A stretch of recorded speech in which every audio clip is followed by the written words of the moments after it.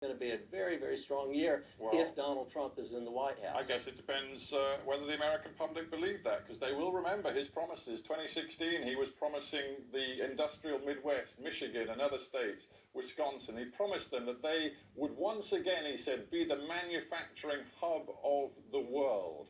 Look at the recent reality. General Motors, for example, recently announced another shutdown in Lordstown, Ohio. They've got five other plants that they plan to shut down.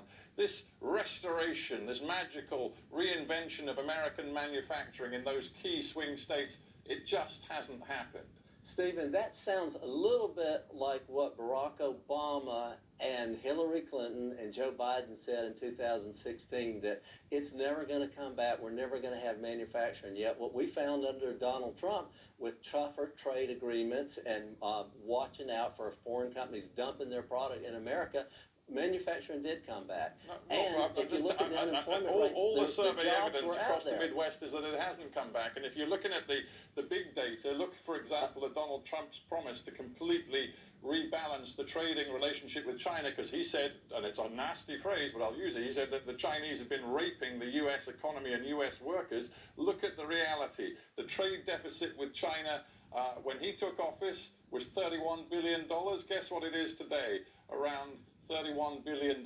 He hasn't delivered on his economic promises. Well, what do you think Joe Biden's going to do when his son's on the payroll of Chinese companies? Forgive me, I'm not talking about Joe Biden. I'm talking about Donald Trump. Donald Trump's the incumbent. Donald Trump's the guy with a record to run on, and this is the record that we're discussing today. But we're also talking about the election and the choice Americans have. Donald Trump, in the words of Mike Pence, at least has engaged in the economic war with China. Donald Trump has been out there fighting for tougher agreements, fighting against intellectual property theft, fighting against forced technology transfers, fighting against China using the sea lanes that belong to Japan or the international waters.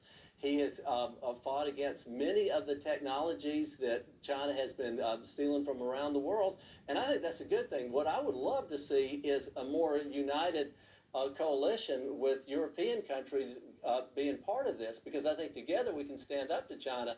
But right now, it's just very, very hard to go it alone. But Donald Trump's had to do that because the international community hasn't given him the support that they should have, and they know they want it. By the way, and I want to say this as a member of Congress for 22 years.